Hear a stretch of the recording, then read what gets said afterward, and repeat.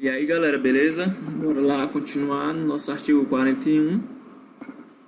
Muita gente estava com dúvida, né? Ninguém estava entendendo o que era esse quadro apenso, né? O quadro apenso, galera, ele vai estabelecer o limite de punição máxima que cada autoridade pode aplicar. Tá lá no finalzinho do do regulamento disciplinar. Então vamos dar uma lida aqui, ó. As punições disciplinares de que trata esse regulamento devem ser aplicadas de acordo com as prescrições no mesmo estabelecidas. A punição máxima que cada autoridade referida no artigo 9º pode aplicar, que autoridades são essas, né? Aquela que tem competência disciplinar, que pode aplicar as prescrições desse regulamento. Acha-se especificada no quadro apenso. Justamente aqui o quadro apenso é o quadro de punição máxima, certo? Referido justamente no artigo 41, que pode aplicar a autoridade competente apreciar os estabelecimentos do capítulo 7, né? Aqui. Então tá aqui, ó. Você tem a autoridade 1, 2, 3, 4, 5. Né? Quem lembra dessas autoridades, para quem não lembra, tá aqui a questão da competência disciplinar, né? Então, galera, quando fala de competência que pode aplicar as prescrições, cuidado, né? Tem gente que estudou para PMCE e lá diz o que cada autoridade pode aplicar, né? O tenente, eu não sei se vocês lembram ainda, ele pode aplicar, né? Até lá os 5 dias de permanência, né? Então você não pode confundir, certo? Aqui, galera, a competência não é direcionado ao grau hierárquico, galera, que é de acordo com o cargo, não tem nada a ver com o grau hierárquico, beleza? Então, ó, a competência para aplicar as prescrições, galera, é conferida ao cargo e não ao grau hierárquico. Cuidado para não cair nisso, beleza? Para quem estudou comigo no concurso passado. Então, quem é competente para aplicar? Está aqui a numeraçãozinha. 1 é o governador do estado, o 2 é o comandante geral, o 3 é o chefe do gabinete militar, 4 é o chefe do estado-maior, o comandante do policiamento da capital, do interior, comandante do policiamento da área, comandante do corpo de bombeiro, diretores aos que servirem sob suas ordens, né, que estiver subordinado a eles. Cuidado, galera. Lembre que o 4, essas autoridades, é só aos que servirem sobre sua ordem, né, que estiver diretamente subordinado a ele. O governador do estado aqui é todos os integrantes da polícia militar, beleza? Todos. E o comandante geral quem estiver sob seu comando, né, que são também é quase toda a tropa, os oficiais e as praças.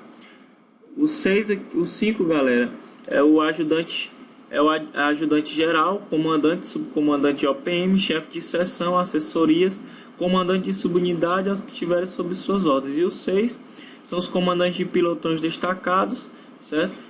E eles só podem aplicar os que estiverem sob suas ordens, sob seu comando. Então, ó, você tem os postos e as graduações aqui, ó. Até aqui você vai fazer essa divisão. Os oficiais de carreira, oficiais da reserva remunerada, né, que também inclui os capelães da polícia militar, os oficiais reformados, o aspirante oficial e os subtenentes, né? Então, os aspirantes oficiais e subtenentes, veja que você tem um aqui, né? Aqui, galera, é porque para ele se aplica a exclusão à bem da disciplina, né? A gente lembra aqui a questão da exclusão à bem da disciplina e do licenciamento, né? O que muda é só a questão da estabilidade, beleza? Então, vocês lembram bem disso. Deixa só o professor tomar uma água no instante. Opa, eu voltei, foi só beber água. Então, galera, a gente lembra que a exclusão à bem da disciplina é para a praça que tem estabilidade. O licenciamento aqui, né, é para aquela praça que não possui a questão da estabilidade, beleza? Então, vocês têm que lembrar dessa observação, beleza? Então tá aqui, ó. 1 e 2 quem é, né? A gente sabe que é o governador e o comandante geral, né? Ele pode aplicar até 30 dias de prisão para todas essas autoridades aqui. O 3, que é o chefe do gabinete militar, né, até 20 dias de prisão, que é o limite máximo. Isso aqui é difícil cair, galera, mas você tem que saber, porque vai que cai, né? O 4, que é o chefe do estado-maior, comandante do policiamento da capital, do interior, policiamento da área, o comandante do corpo de bombeiro, os diretores, né, que é a mesma coisa de os comandantes das organizações policiais militares, né, que você tem até 15 dias de prisão. Então, o 5, que é o ajudante geral, comandante, subcomandante de OPM, o chefe de seção, serviço, assessorias, comandante de subunidades. Aqui a gente tem 6 dias de prisão. E o 6, né, que é os comandantes de pelotões destacados, só pode aplicar repreensão a essas autoridades. Não pode aplicar aqui a questão da prisão. Beleza?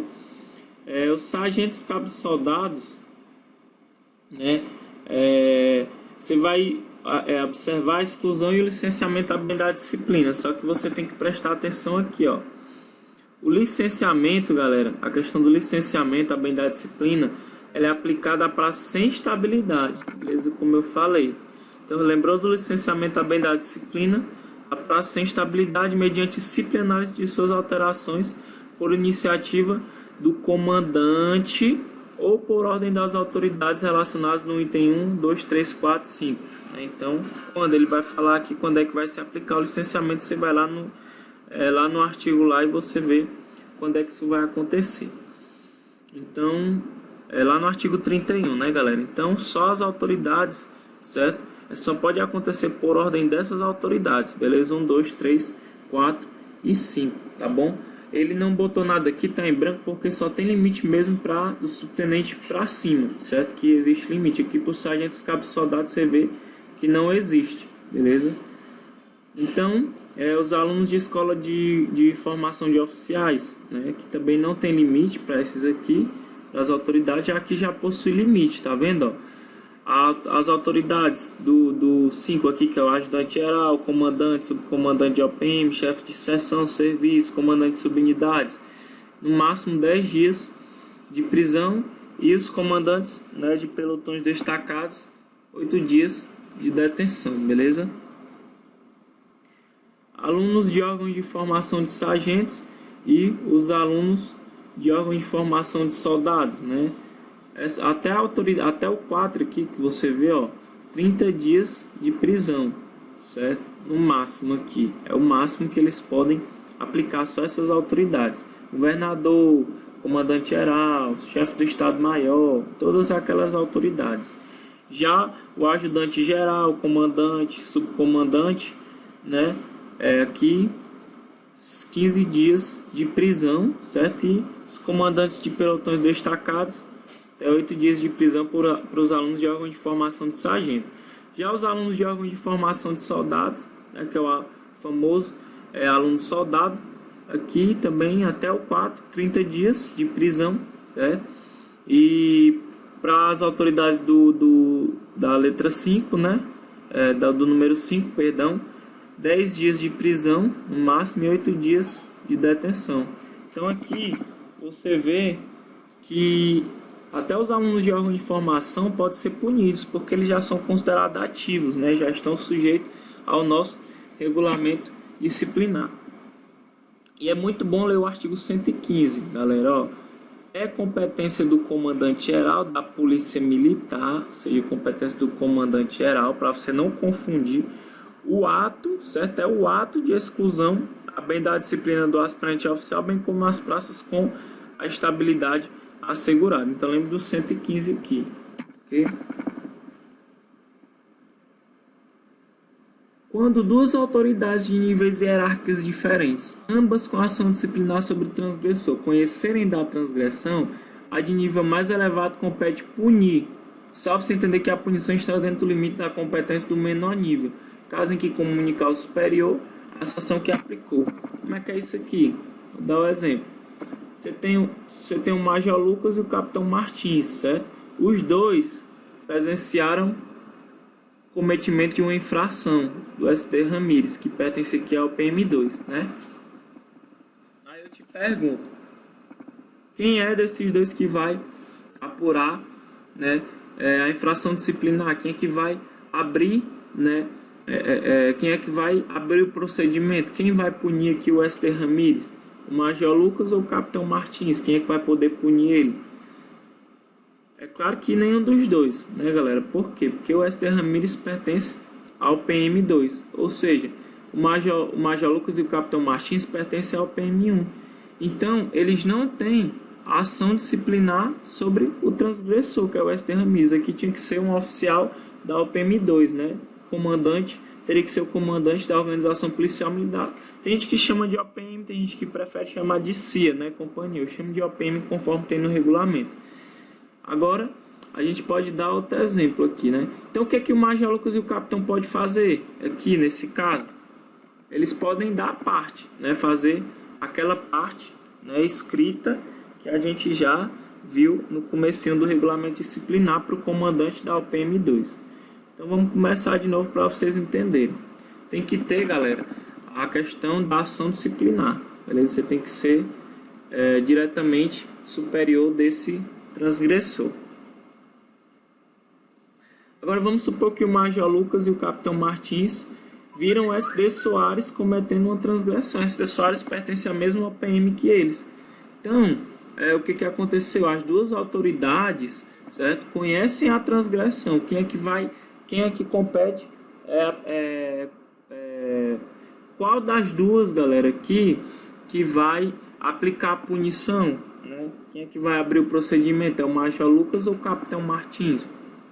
Galera, competem a de nível mais elevado punir. Ou seja, então quem é que tem um nível mais elevado é o Major. Então, no caso, certo, quem tinha que apurar era o Major Lucas, certo? Em regra, a de nível que tem um nível hierárquico maior, certo, é a que vai fazer o procedimento, é a que vai punir, certo? Só que tem a exceção. O Major Lucas pode determinar que o Capitão Martins apure, se ele quiser. Ele pode fazer isso, como diz aqui, ó, salvo se entender que a punição está dentro do limite de competência dado o menor nível, que é o Capitão Martins, que tem o menor nível aqui que o Major Lucas, certo? Então, o Capitão Martins pode ser determinado a apurar, e no final, quando ele for aplicar uma punição, ele tem que informar ao Major Lucas a punição que ele aplicou, ok? Então, você tem que lembrar disso, tá bom? Quando uma autoridade, ao julgar uma transgressão, conclui que a punição a aplicar está além do limite que lhe é autorizado, cabe ao superior hierárquico, certo, que tem a ação disciplinar para ele aplicar aquela punição. Superior que tem a competência, ele só vai fazer a solicitação, por consequência ele vai punir o SD Soares, tá bom? Então vamos prosseguir. A interrupção da contagem de tempo de punição, nos casos de baixa no hospital ou enfermaria e outros, vai do momento em que o punido foi retirado do local de cumprimento da punição até o seu retorno.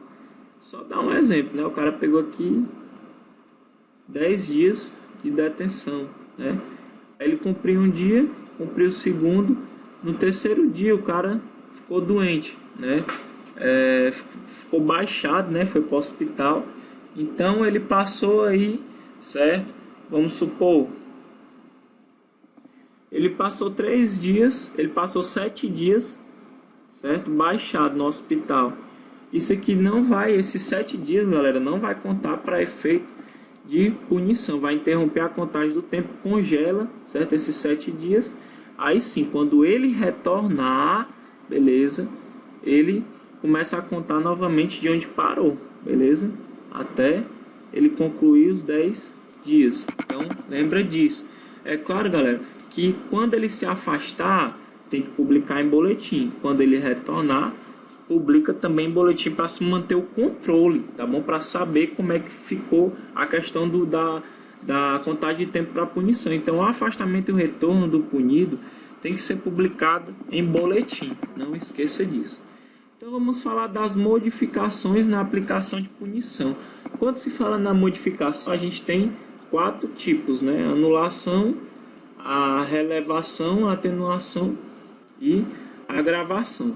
A modificação da aplicação de punição pode ser realizada e pela autoridade, aqui tudo escrito errado, pode ser realizado pela autoridade a aplicar ou por outra. O que ele quer dizer? A modificação pode ser feita tanto pela autoridade que aplicou a punição, como por outra autoridade que queira modificar.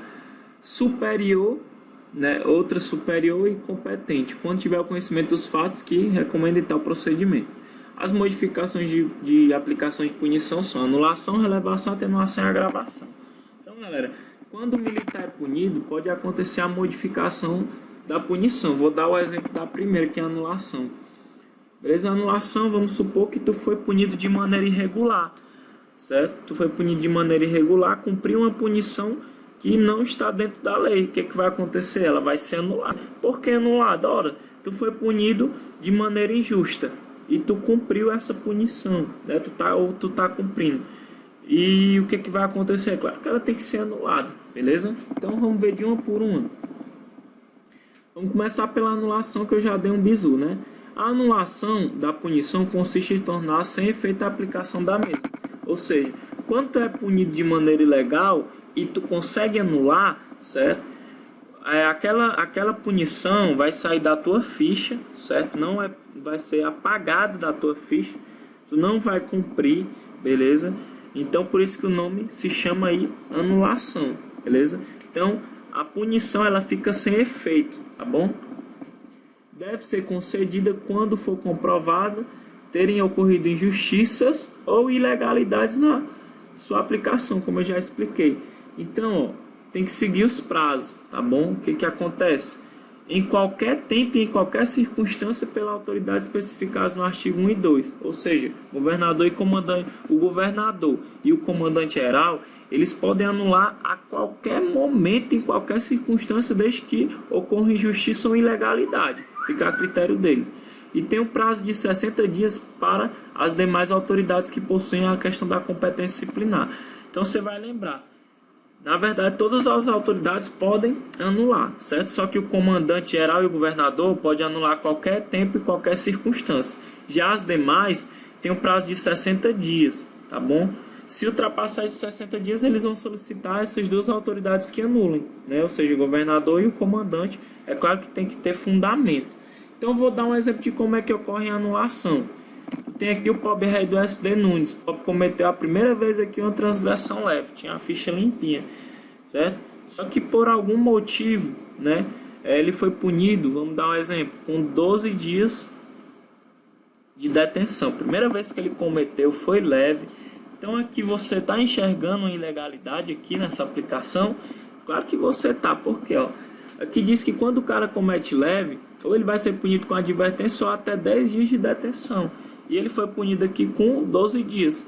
Foi-se visto pelo superior dele, né, que houve uma ilegalidade, foi fora da lei.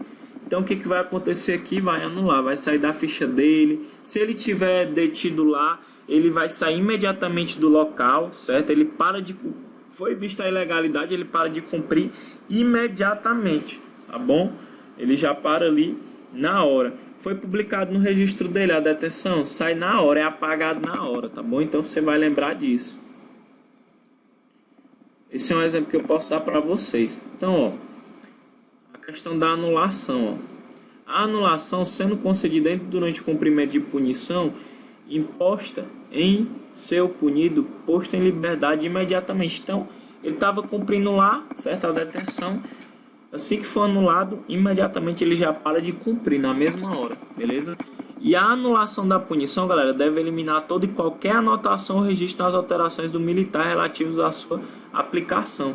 Então, tudo que ele, qualquer prejuízo que ele tiver vai ser apagado, certo? Qualquer tipo de prejuízo. Por quê? Porque ele foi punido de maneira injusta. Então, tudo que ele perdeu, ele tem de volta. Inclusive, se foi registrado na ficha dele, apaga, tá bom?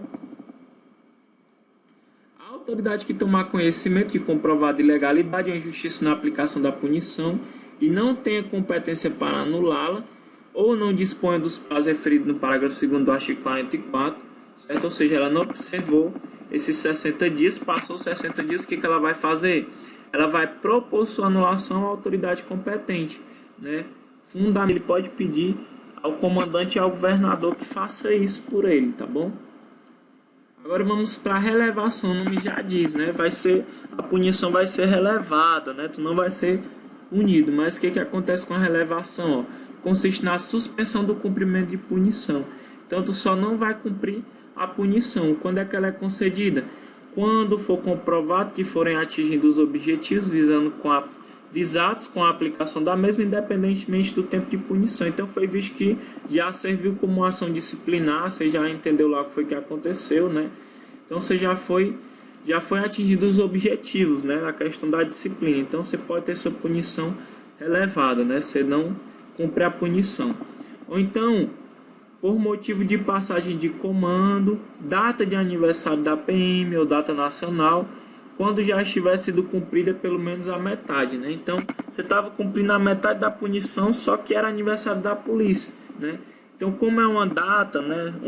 Vai ter uma comemoração social solene, né? Um aniversário da PM, tem toda aquela questão do corporativismo, então você pode ter sua punição relevada, né?